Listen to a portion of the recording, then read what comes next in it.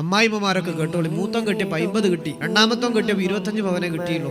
അതിന്റെ പേരിൽ ഈ സാധുവിനെ ഇടങ്ങാറാക്കുക. എന്നിട്ടോ മജ്ലിസുന്നൂറിന് വന്നിട്ട് ഇങ്ങനെ മജ്ലിസുന്നൂറും ചെല്ലും. വീട്ടിൽ പോയിട്ടോ രണ്ടാമത്തെ മരോളോട് ഭയങ്കര ദേഷ്യം. എന്തേ ഓക്ക് 25 പവനെ കിട്ടിയിട്ടുള്ളൂ, ഓക്ക് 100 കിട്ടി, ഇങ്ങൾക്ക് വല്ല കാര്യമുണ്ടോ? നിങ്ങളെ കവറിലൊക്കെ ഒരു പവൻ ഒരു കൊണ്ടു തരൂല. എന്നിട്ട് സ്വർണം കുറഞ്ഞു അത് കുറഞ്ഞു എന്ന് പറഞ്ഞിട്ട് പാവപ്പെട്ട പെൺകുട്ടികളെ വെറുതെ ഇൻസൾട്ട് ചെയ്യുക. ഉള്ള നിസ്കാരം മുമ്പ് പറഞ്ഞ് കളയണ്ട. അള്ളാന്റെ പരലോകത്ത് മനുഷ്യന്മാരെ ഇടങ്ങാറാക്കിയാലാണ് ആദ്യം ഇടങ്ങാറും പ്രയാസം അനുഭവിക്കുക. മനുഷ്യന്മാരെ ഇടങ്ങാറാക്കിയാൽ അവര് പൊരുത്തം തന്നാലേ അള്ള പൊരുത്തം തരും. 4 ഷർത്തുണ്ട് മക്കളോട് പറയാനുള്ളത്. നിങ്ങളെന്നല്ല നിങ്ങളെ പുതിയാപ്പിള കണ്ടത്, നിങ്ങളെ പുതിയാപ്പിള 10-25-30 കൊല്ലായി സംരക്ഷിക്കുന്നത് ഉമ്മയാണ്. പുതിയാപ്പിളിനോട് ഇങ്ങനെ ഉമ്മാന്റെ കുറ്റം പറഞ്ഞു കൊടുക്കുക, പുതിയാപ്പിളിനോട് ഉമ്മാന്റെ കുറ്റം ഇങ്ങനെ പോയി പറഞ്ഞു കൊടുക്കുക. അത് പറയാൻ പാടുള്ളതല്ല. എന്നിട്ട് ഈന്റെ നടുവിൽ എന്നിട്ട് പുതിയാപ്പിളാർ ഇങ്ങനെ തിരിയാണ്. ഉമ്മാന്റെ എടുത്താലും മരോളെ കുറ്റം, മരോളെടുത്താലും ഉമ്മാന്റെ കുറ്റം. ചെറിയ ആകെ 50-60 കൊല്ലത്തെ ജീവിതം, അതിന്റെ ഇടയിൽ ഇങ്ങനെ തല്ലുകൂടി ഇതിനുണ്ടാക്കി ജീവിച്ചങ്ങ് മരിച്ചു. ഇതൊക്കെ നാളെ അള്ളാഹ് തിരിച്ചു തരൂലേ? ഒരു മനുഷ്യൻ നമ്മൾ കാരണം കരഞ്ഞാൽ അത് അള്ളാഹു നാളെ ചോദിക്കുന്ന വിഷയമാണ്.